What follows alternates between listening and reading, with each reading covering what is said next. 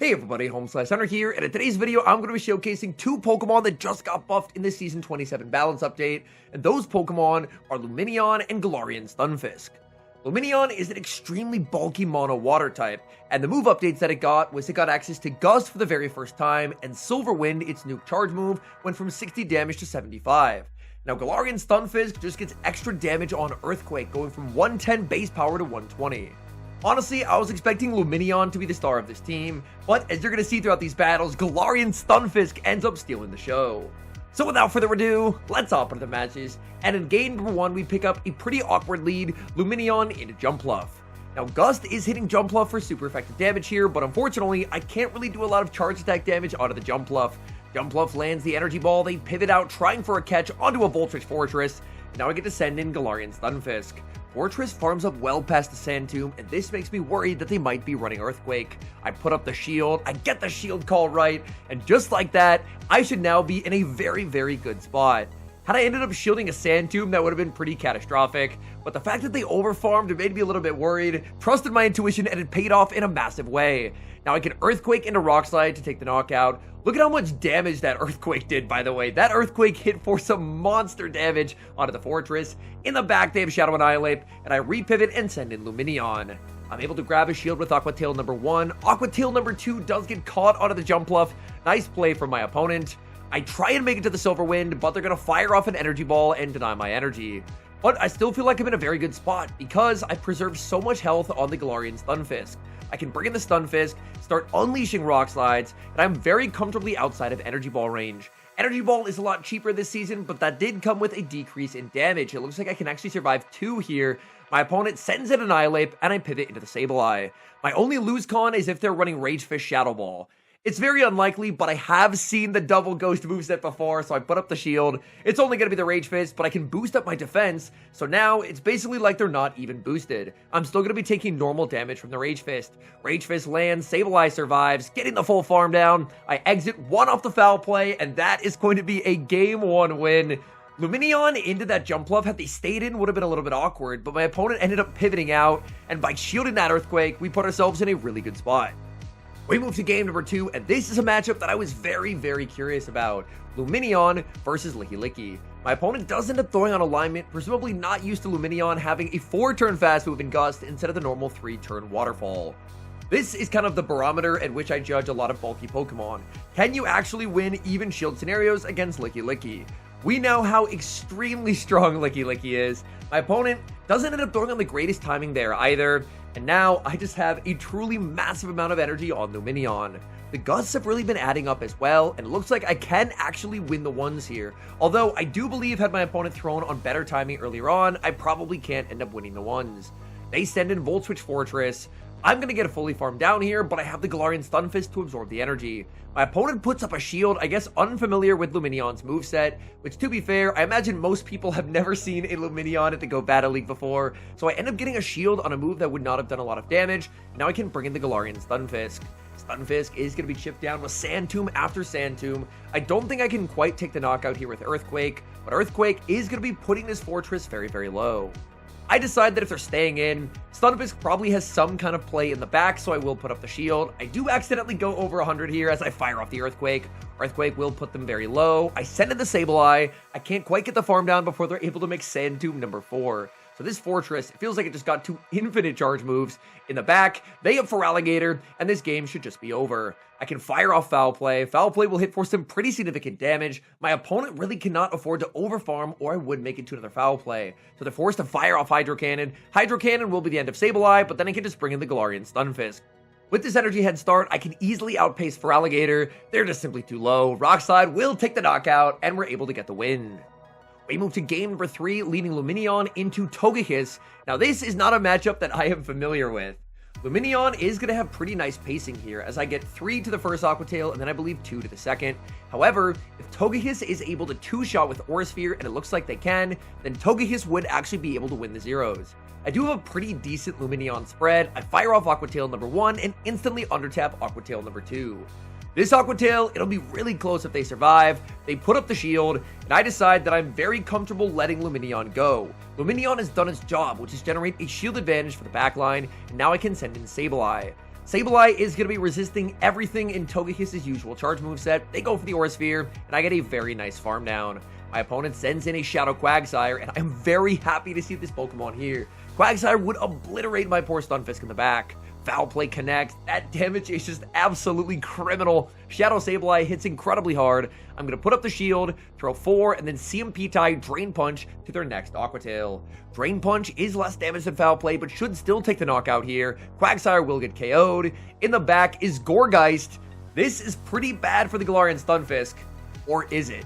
I can actually force a shield. They're going to get a full farm down, but look at this. Look at how bulky Galarian Stunfisk is. Honestly, it's been a while since I've used this Pokemon. I didn't remember how bulky it was. I put up the shield just to force them to go for another Shadow Ball, but the Incinerates really do not do much. And the fact that I got some Shadow Claw damage on them means that they are firmly in double Rock Slide range. My opponent's going to overfarm to the max, hoping with the Incinerates that the Shadow Ball will take the knockout, but it's not going to be close. Stunfisk hangs on very comfortably. We have a ton of HP to spare. We make the Rock Slide. Even with a backline that was very strong into Stunfisk, Stunfisk is still able to clutch. We see a very similar lead to last game in the next match, leading Lumineon into Fearow. Arguably, Fearow is a lot scarier for my team because I have no fast attack pressure into Fearow with my back Pokemon. So, I'm going to need to utilize Lumineon to get rid of the Fearow, and then hopefully when Fearow is gone, my back Pokemon can do pretty well. I fire off Aqua Tail. I'm just going to go for Aqua Tail as soon as I get there. I try and click it, and the game forced an overtap. I don't know if I ended up clicking it too late, or why it didn't let me trigger that move, but it ends up triggering another Gust when I tried to click on the move, and that means unfortunately that energy is lost. Being able to pressure a shield from my opponent or just knock them out would have been huge, but now, unfortunately, I'm down a shield, and my opponent sends in Kanto Ninetales. Even though I have a ton of energy on the Sableye, I still feel like I'm very far behind in this game. Ninetales will fire off the Weather Ball. I know that I can survive, but unfortunately, I'm just simply going to get too low. Stunfisk has a really bad matchup into Kanto Ninetales, so I'm in quite a bit of trouble. Had I taken the knockout out of the Fearow, it looks like Lumineon would have had really nice play into what they have in the back, considering that they do have the Kanto Ninetales. Ninetales lands the Weather Ball. I just have to hope that it's something that I can beat in the back. And they were just double strong into the Stunfisk, so even with that overtap, I probably don't end up winning the game, but it would have been a lot closer because I wouldn't have been down a shield with Sableye, and then maybe Sableye could have done enough to where Stunfisk could have closed out that game. We move to the next match, leading Lumineon into Lapras. Most Lapras in this meta I don't think are going to be on Skull Bash, and that is very good news for me, because even though the Sight Waves do add up, Sparkling Aria is resisted and Lumineon is very, very bulky. I honestly was really not expecting Lumineon to have as much bulk as it actually did. They're going to fire off a second Sparkling Aria. I bank the energy and send in Sableye. My opponent sends in a Corsola, and how weak are they to Sableye that this is the switch in. I go for Foul Play, big damage onto the Corsola, and this is going to set up a nasty farm down for Sableye. The Lapras is low enough that I can even just knock them out with a Drain Punch, so I'm always just going to be shielding up and fully farming down. My opponent's going to be bringing back in the Lapras. I'm very close to the back-to-back Drain Punches, and the Lapras is not going to make the Aria. There's going to be no shielding in the back. Oh my goodness, look at the Spice. They have the new Force Palm Conkeldurr. That is an incredibly cool Spice pick from my opponent. Now, Conkeldurr, unfortunately, a very bad matchup for my Galarian Stunfisk, but the Sableye is just absolutely shredding this Pokemon. Foul Play is going to be shielded. I'm going to go for the combo play, and I forgot what side Aqua Tail was on, so I accidentally throw Silver Wind. It turns out Silver Wind still KO Shadow Conkeldurr, but I was stressing when I threw the wrong move. We pick up a bit of an interesting lead in the next match, leading Lumineon into Shadow Galarian Weezing. This matchup, I imagine, is not a great one for Lumineon because Shadow Sludge hits for some pretty monster damage. I farm up, fire off the Aqua Tail, very nice catch from my opponent as they send in Licky Licky. Licky Licky tanks that Aqua Tail like it's nothing, and I'm going to look to get aggressive and send in Sableye. I could bring in the Galarian Stunfisk, but I'm trusting in the fact that Galarian Stunfisk is going to do a very good job at shutting down the Weezing. Drain Punch boosts up my defense. Now, I can very comfortably no-shield the Shadow Ball, and I'm going to throw 3 Shadow Claws and then CMP time my Drain Punch to their next Shadow Ball. This is easily going to take the knockout. Normally, 2 Drain Punches can't take the KO, but they're already chipped from catching that Aqua Tail. Back in comes the Weezing. Here, I'm going to get to learn about what their moveset is. If they have Brutal Swing, they're going to throw it here, and they do. And now the reveal, it's Galarian Stunfisk in the back. Weezing's gonna bank a Brutal Swing for later, send in Galarian Corsola, and it appears that maybe I threw away my Sableye too early. I fire off Earthquake. Earthquake does really nice damage into the Corsola now. The fact that Earthquake will actually threaten a knockout means that I feel that I can go for a bait. So I will fire off the Rock Slide. Rock Slide gets the shield. I pivot into Lumineon. I have to hope that I can survive the Nightshade. If I can hang on here, I will make the Aqua Tail, and I will survive. The bulk of Lumineon paying off. My opponent's never going to be shielding the Aqua Tail, but at the very least, it is a little bit of chip damage. Back in comes the Stunfisk, already loaded with the Rock Slide. This is going to be pressuring the final shield away from the Corsola. The game comes down to this. My opponent's going to try and astonish me into Brutal Swing range. Brutal Swing does about 23% to Galarian Stunfisk, so this is going to be an incredibly close game, an absolute nail-biter. I need to commit to the farm down here, exit with the Earthquake. I get the farm down, but this is really close to 23%. If I survive, it's going to be on 1 HP. Brutal Swing lands, Stunfisk falls, and unfortunately, we lose a heartbreaking game. We move to the next match, seeing a pretty familiar lead, Lumineon into Lapras. Again, I feel pretty comfortable playing out this lead matchup. My opponent ends up throwing on alignment, and they give me an entire free Gust. I assume it's just people not expecting Lumineon to have the 4-turn fast move because it is something that they've never seen before. I now get to fire off Silver Wind. Silver Wind will connect. Silver Wind did get a pretty big increase in terms of the damage, but man, it still feels very underwhelming because it does not get same type attack bonus, and Lumineon has a very low attack stat. I'm going to fire off second Silver Wind here, hoping it will be able to take the knockout. Silver Wind lands, Lapras survives, but I exit very low on health, but with an Aqua Tail banked. My opponent sends in Fearow. Fearow will be able to hang on here, surviving the Aqua Tail. They put up the shield, and that works pretty nicely as well. Even if they had no shielded, it would have put them into 1 Rock Slide range, so it still would have been valuable chip damage. But now that I'm up a shield, I also feel like I'm in a pretty good spot. Drill Run does do a lot of damage. In the back is Primeape, and my opponent is actually running a team that I featured yesterday on the channel. The mistime with the Lapras versus Lumineon early in the game that allowed me to exit with that Aqua Tail loaded proves to be completely game-changing, because if my opponent didn't have to put up the shield there and could have just farmed down with the Fearow, there's a pretty high likelihood that I'm just getting ruthlessly swept by Fearow. But instead, I was able to guarantee damage or a shield, got the shield advantage, and then from there, the Fearow is actually pretty manageable. Back in comes the Fearow. Fearow's going to need to make it to the back-to-back drill runs, and with the energy that's already stored on the Galarian Stunfisk, there's just no way for them to get there. Fearow will fire off the drill run, but they need the back-to-back, and they just simply are not there. Drill run grabs the final shield. There's Rock Slide number 2, and that's going to be a win.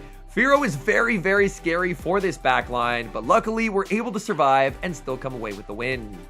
Great lead in the next match, Gust Lumineon into Pangoro. These Gusts, oh my goodness, they are shredding through the Panda. Panda throws 7 Karate Chops. I'm going to let this go. If they close combat, then that Gust is going to land onto a -2 defense Pangoro. But they don't. Instead, they're going to be save switching and sending in... Oh, I thought there was a Gliscor. It's actually going to be a Gligar.